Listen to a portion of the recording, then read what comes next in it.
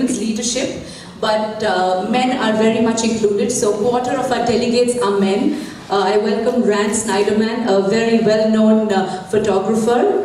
So he's here to photograph the best moments for the Women's Forum here. So, and we have a lot of people from senior media people who are going to be resident over here. So as I said, a quarter will be men. And we want to make this inclusive. We want to have men participate in this movement of empowering women's participation in all aspects of society and industry. Yes, please. Yeah, how can women leaders help tide over? How can women leaders how can women leaders tide over religious fundamentalism across religions? Fundamentalism across religions. I think it's a very important question that you've asked. It's something that we've been discussing amongst each other for a long while. And we have a session where the ambassador of Turkey will be present, a very leading lady from Zambia will be present, and one of the ladies from Pakistan who has been working a lot in Pakistan on de-radicalization will be present. And so we understand there is a huge problem on fundamentalism and radicalization that is happening, and all of us are concerned about it. And the only thing we believe as women leaders that we can do, as I said, is start our own counter-narrative. And if you see the forces of radicalization, they're very methodical in what they do. They are extremely passionate about what they do. And I have always believed that the problem with a lot of creative people and the common man and the common women in quotes is that we are good in our own lives. But we don't perform very well as a collective. We don't pool in and pour in our competencies, talents, networks, connections together for a larger purpose, which is what the forces of radicalization or the forces of divisiveness do very well. They come together extremely well for a purpose and they are totally committed to it.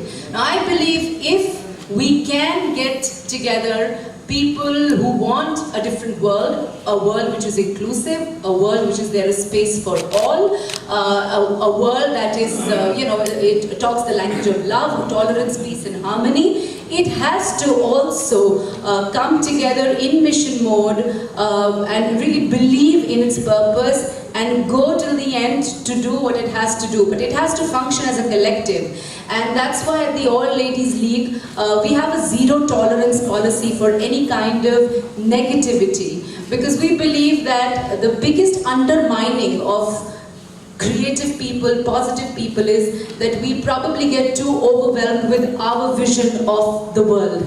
And we don't have tolerance for taking other people along. So here we are there for a purpose and we want people who are positive, who believe in this purpose, to come together and pour in all that they have to achieve this purpose. And if they feel that we are not delivering or doing what we set out to do, we are happy to kind of have them let us know and course correct and do all of that. But we are very, very particular about just having like-hearted women come together. We don't want like-minded people because different mindsets are very important to keeping the creativity alive. But we definitely want like-hearted women who are positive, caring and committed. And on that, there is no compromise. Do you have any resolution passed at the end of the meeting? That is one question. And secondly, what is the follow-up after such a big event? Yeah, could you just repeat the first question? First question is, you pass any resolutions at the end of this meeting? And what is the follow-up of such a big event? How it goes? I want to tell you about, I just told you about what we are. I also want to share about what we are not. Because that's very important to our future and what we will become. So what we are not is an organization ossified in time. We don't want to meet up, have a nice social experience, note down the minutes of the meeting and then go back to our lives. This is a form, a body in becoming. And the structure is already very, very, in the sense it's only connected by a common value system.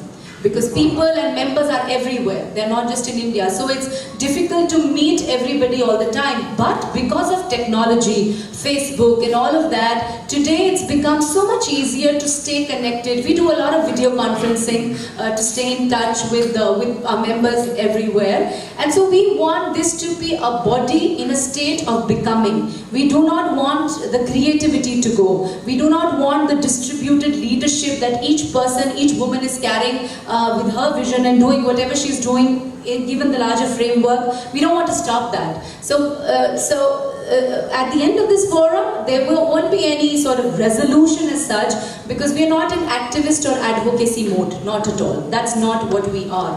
What we are is, if a woman wants to do something, she should get a network of like-hearted women to be able to make connections. So for instance, if I want to do something, I can call upon my 100 chapters and thousands of women and say, who has connections over that? How can I make that happen? That sisterhood is very, very empowering, and that's how we want it to be, not an ossified kind of statued in time organization, but something that's evolving, growing every time. So at the end of the forum, we have a book of recommendations and suggestions as it will be discussed in the various sessions. So a whole book will be brought out giving the recommendations and suggestions of each of the panels. It will not be my voice. It will be the voice of everybody who's going to be here and who's going to be participating in the deliberations. And that we are going to disseminate as a thought process to people around. Because we want it to be an inclusive movement and everybody to own a stake in this movement and say, this is my movement, because this makes my life a little better, because this makes my family a little better off, and this makes my world a nicer place. So that's one. Since you have women coming from developed world as well as developing world. Correct. So about gender biases and all, and how to overcome these issues are being discussed? See, the point of intercultural thing is an opportunity, and it's also a challenge. So I agree to that completely. But the whole point is that unless we take this step, and unless we have a meeting ground of different cultures, we will not be able to sensibilize ourselves to different cultural nuances and appreciate them for what they are. And that is what we hope to do. In fact, a lot of people come to India believing it's the land of poverty and hunger. And then they go and live in pieces of history which are palaces, and then they realize there's a lot more to India. They partake of our hospitality and warmth, coming even from people who cannot themselves afford 2 square meals a day, and their lives are touched and very, very transformed. So that is the kind of experience we want to create in India. And when you meet somebody from Africa, when you meet somebody from Morocco, you have friends there. These people have become your friends. You approach their worldview with a little more compassion, with a little more sympathy, with a little more understanding, and with a little more attitude of trying to understand rather than sit in judgment. So I think this whole cultural problem will precisely be negotiated by all of us coming together year after year and entering the spaces of each other's hearts and mellowing those rigid boundaries of each other's hearts and feeling like one. So after meeting all my friends I welcome a delegate from Morocco. If something happens in Casablanca, my heart will connect to her as if something has happened in my life. So I will learn to connect to the pains and joys of people in other countries as my own. And this whole division between us and them will reduce, and the boundaries will begin to come down. We have a joke within, we say we are the cracks in the walls, and slowly we will bring the walls down. And so what we are trying to do with this connection, with this love, is just to create those little cracks in the walls, the big walls that have come up amongst all of us, when the whole Indian ideal is Vasudhaiva Kutumbakam, that the whole world is one big family of the divine force. And so we are actually following that age-old wisdom, and we want to make it a reality. I know it's ambitious, I know it's challenging, but I feel the force with all of us.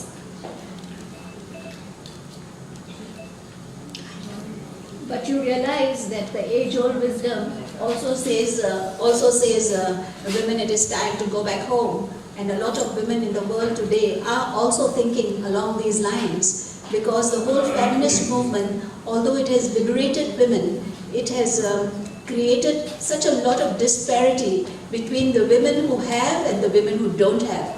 And most of the women are those who don't have. So in terms of financial issues, is this forum going to come up with creating employment for women who need jobs to be financially independent? I think the main concern of the forum, because if you get into issues, like employment and things like that, there is no end to it. What we are looking at is a transformation in the mindset of society, in the transformation of the self-confidence of the woman herself, and our ability to learn from each other and feel that we are not alone. And empowerment to us is not about getting a job or not getting a job.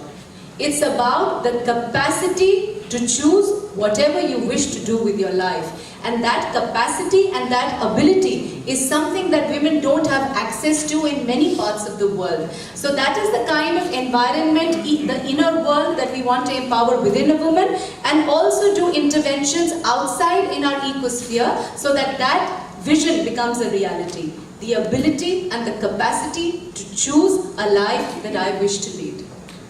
But money is a very important input, and women Absolutely. need money. Absolutely. And women need money more than anything else. Absolutely. But our objective is not to run a corporation where we can employ women. Our objective is to create certain environmental and certain attitudinal changes within a woman and help in providing access to opportunities through a range of interventions which we are doing across our various chapters, so that women get connected to opportunities, and then it is up to their decision. For us to also impose on women to work or not to work would be anti-empowerment. Empowerment is the ability to choose. But yes, I agree with you completely that financial independence, nothing can move without that. So it's very, very important. So we are connecting women to educational opportunities. We have a youth scholarships program.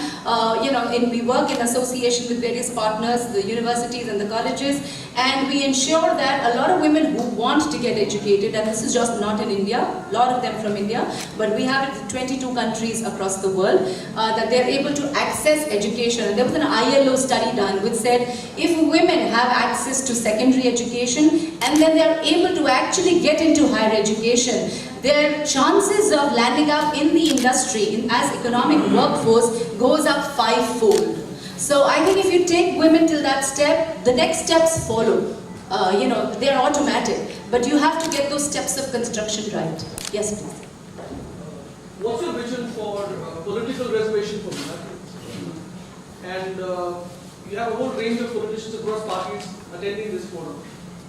Would you lobby with them to kind of make sure these things done? As I said, we don't do lobbying, we don't do any sort of activism or advocacy. At the same time, we believe in getting women into the decision-making process because we believe in having women's leadership at all levels of society. So you can't have just women leadership at the top or bottom and not have it in the middle levels. I believe as an equitable society, all stakeholders should be participating. So yes, to that extent that we believe that women leadership should be there in all layers of society. The current context in India being that if you do give reservation to women, you will encourage them to come into participative, we call political empowerment space, and to that extent, it is a strategy required for the next few years. We believe in it. Recently, SEBI has been directing the corporate world to increase the participation of women in board of directors, but it is not happening. It is still very marginal. On this kind of issues, you deliberate? Yes, there is. Again, as I said, whatever concerns women's leadership, we are concerned about that.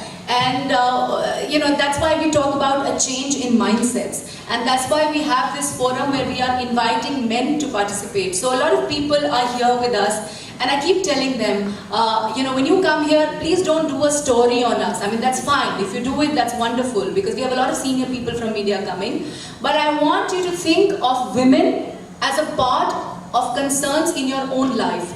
Don't look at us as outsiders, as issues that concern women and that don't concern you. Any issue that concerns a woman concerns every family. So start looking at us as your issue. Integrate us in your own mindsets, in your own hearts. And the change will happen very slowly because it's a mindset issue. Even when you see a woman driver on the road, you automatically assume she's a bad driver. It's a mindset issue.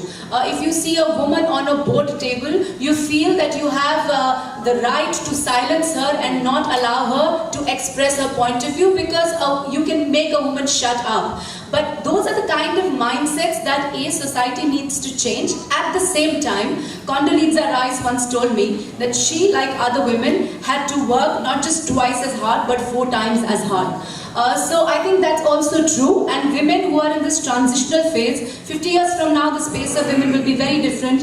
Just like today it's very different thanks to the various movements that have been going on from time to time. Today, because of this new wave, we will see a new world order for women in a few decades. But today, in this transitional space, yes, women will have to try at least twice as hard, if not 4 times as hard, to show that they are capable, to show that what they are saying has something to add, it has value, and they will earn their respect in society on the basis of their own merit.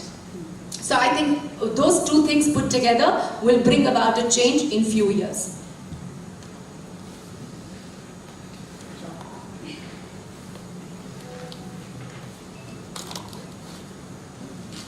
Anyone from the left side?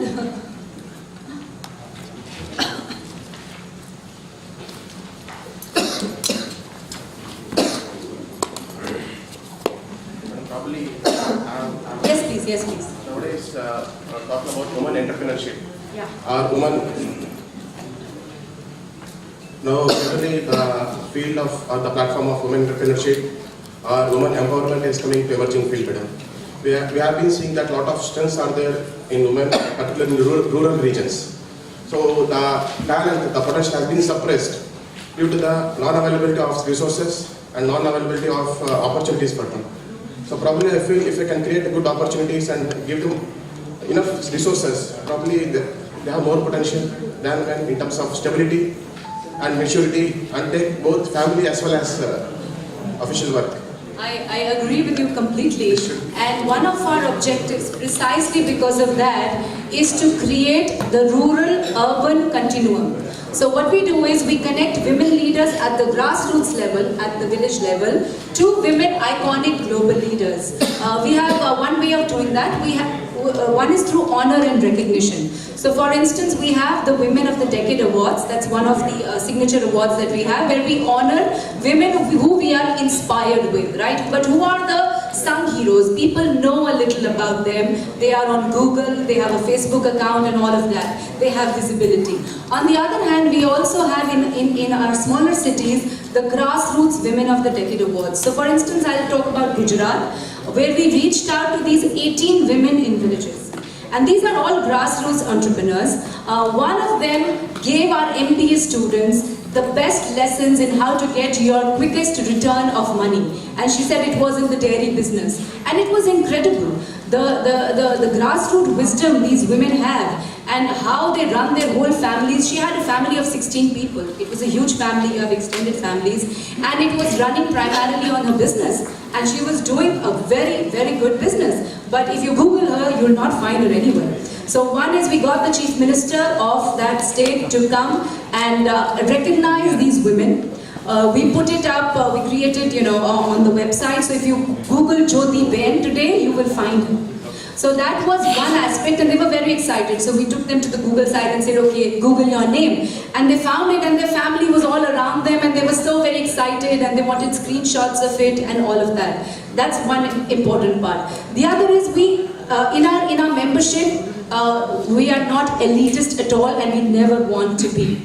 In fact, we shun elitism. So I have a member who is Kiran Majumdar-Shaw, who is leading Biocon, a great entrepreneur amongst the world's leading 10 pharma companies today. And you also have a lady in a village who you've never heard of, and both of them are members, and both of them will will get an opportunity to connect to each other at some forum that we are doing, and we have mailing lists. So everything that is done in a village or in some part of Palo Alto goes to everyone. Obviously there are challenges in that, there are language barriers, you've got to reach out, but we do try our best for instance, we had this lady from Bihar.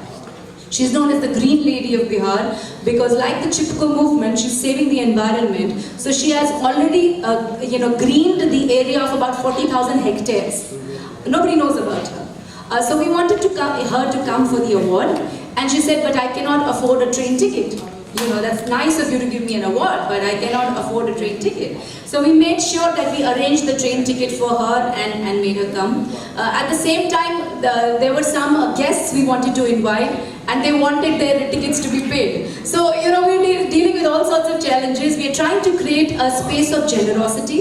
We are trying to create a space of kindness, because frankly, that is the only thing we need to live a good life, and that's the only thing that's today missing from our lives.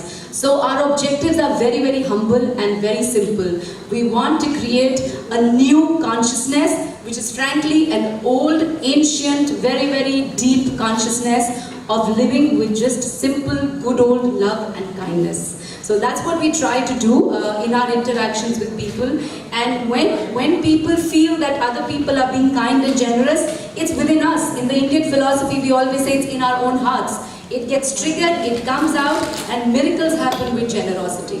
And that's what we are trying to create. Unless there's a change of consciousness, unless there's positive energy around us, things will not move. And when things begin to move, they begin to move for everybody. They won't be selective and say, "Oh, I'm going to move for the rich person and not move for the poor person." But we are here to create movement, to create creative movement, so that it involves everybody and moves for everybody, and people find opportunities in magical ways. Dissemination of information. Called Women Economic Forum. What exactly is economic issues which are discussed? We have a focus country every year. For instance, we have the focus country as India this year. So the forum is divided into 3 kinds of sessions. One is the plenary sessions, on which all the topics, we have over 30 plenary sessions, are all related to economics, finance, growth. They belong to that vertical. So if you have a look at all the subjects we have, let's say India as a global growth engine, or leading ahead in the 21st century, what next? Manufacturing, the business of luxury, where it's going. So they're all business, finance, economics related, all the plenary sessions. So that's the spinal cord of the forum. At the same time, you have the different, other parts of the body of the forum, which are, as I said, the parallel sessions and the round tables, in which satellite subjects which affect the lives of women, for instance, going through a divorce. Now, if a woman is unable to handle her divorce, it is unlikely that she will be able to perform very well in whatever entrepreneurship or business or profession she is in. So we need to sort out those issues of the mind, body, spirit as well as we chalk out the economic issues. And I think Indian thought has always taken everything holistically. There's one human being, and that one human being has a mind and a heart and a spirit, and all need harmony among themselves. So while we are focused on all the economic issues, because financial empowerment is a huge mandate, but at the same time we need the woman to be in a state of joy, balance and happiness, because then whatever she does becomes more productive, and she does it better with more passion and more energy. So those topics are also covered as satellite subjects.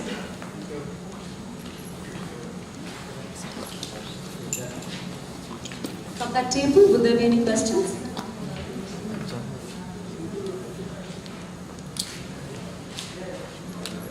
Can you tell us a little bit about the starting of the Women's Economic Forum? What is history like? It started with the All Ladies League, which is a global movement which began at a small level about 7 years ago. It's become more active and more global in the past 4 years, where we've been joined by a lot of, as I said, like-hearted women from all over the world. And then we realized we needed a place where all these people who are part of it can meet each other once a year. That can also be done in a retreat format and all of that, which we do in any case. But we realized that we needed some sort of a stomach of the All Ladies League subtle body.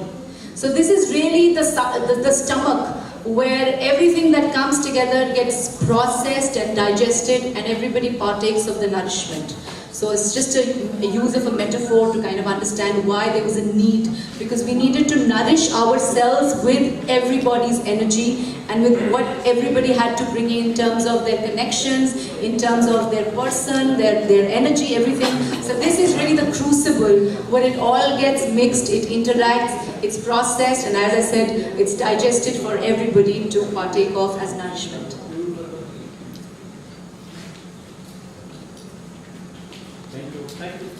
Thank you very much for your time. Thank you very much for being here, and we are all going to be seeing you very often. Thank you so much.